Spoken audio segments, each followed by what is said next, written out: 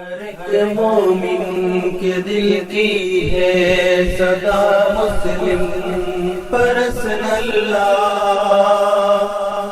نہ بدلا ہے نہ بدلے گا میرا مسلم پرسن اللہ۔ کہ یہ تیسرا سیمینار ہے جو آج خطیب الاسلام پر میں اس خاندان کا غلام ہونے کے ناطے سے، خادم ہونے کے ناطے سے تیسرے میں شریک ہو رہا ہوں۔ میں نے ہزاروں خوبیاں مولانا سالم صاحب میں دیکھی، 62 سال کا ساتھ رہا میرا، حضر کا، سفر کا، درس و تدریس کا، شرح وقایع کے میرے استاد بھی تھے،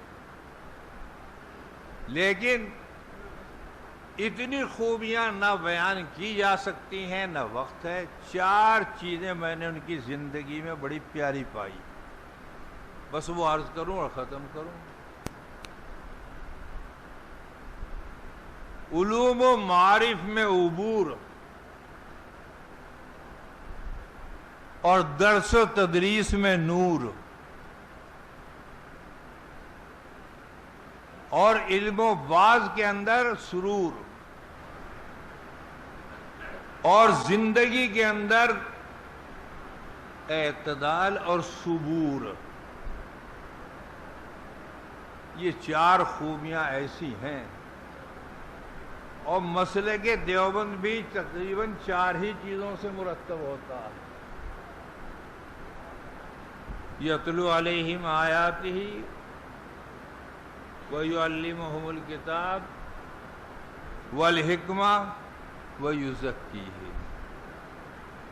دیوبند کے اکابر کی سب سے بنیادی خصوصیت یہ رہی ہے کہ 4 کو وہ عمل کیا، اور الحمدللہ آج تک عمل ہو رہا ہے، اور خدا چاہے قیامت تک یہ عمل باقی رہے گا۔ تیسرے سیمینار کا میں نے کوئی وعدہ نہیں کرتا ہوں، امید یہی کرتا ہوں کہ مولانا سفیان صاحب میرے سیمینار میں شریک ہوں گے۔ میں نے کوئی ملک الموت سے مصالحت نہیں ابھی کری ہے، انشاءاللہ۔